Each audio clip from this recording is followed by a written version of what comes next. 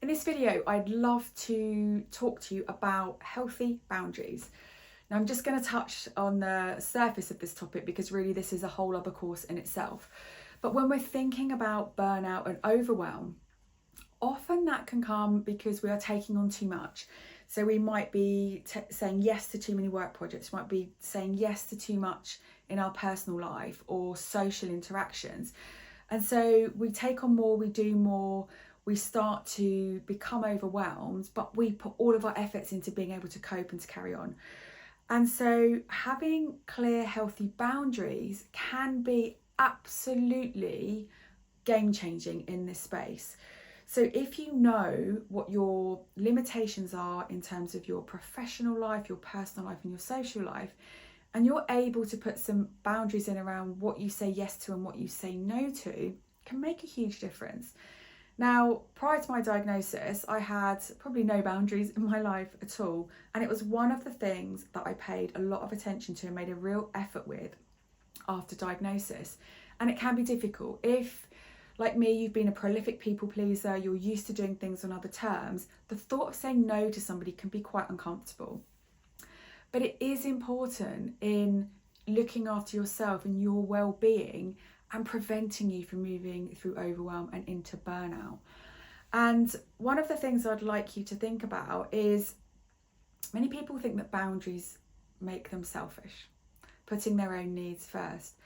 But I'd like you to think about it differently. I'd like you to think about boundaries as your ultimate sign of self-care and self-respect. So by having boundaries in place, you are protecting your own needs and your own well-being, but you're also showing other people what is and isn't acceptable to you. You don't have to do all of the things.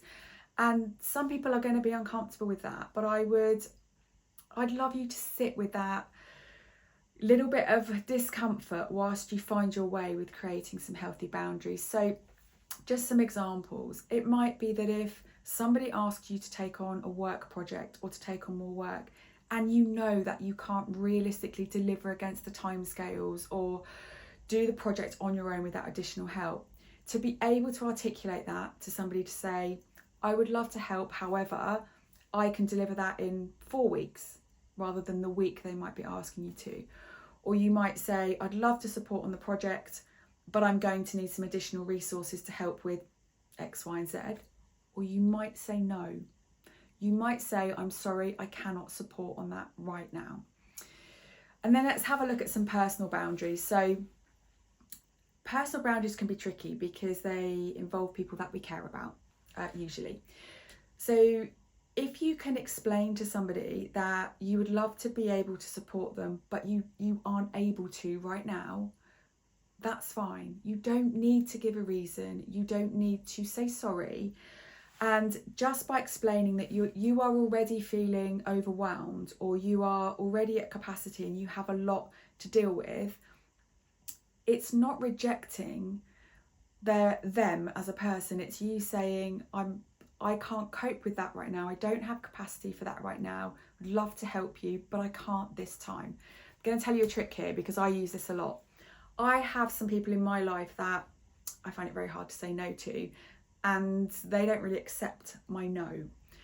And when those people ask me to do things that I know I don't have capacity for, that I know are going to exhaust me and push me over the edge, I typically say something like, oh, I'm not sure. Let me come back to you later this afternoon and confirm.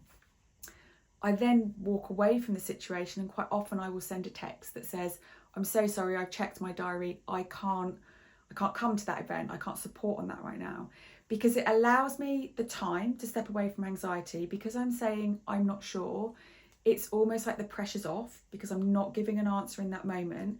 I can step away, can check in with myself to feel, is this something I feel able to do and want to do? If I can and want to do it, I say yes. If not, I will say, I'm sorry, I can't support on that right now.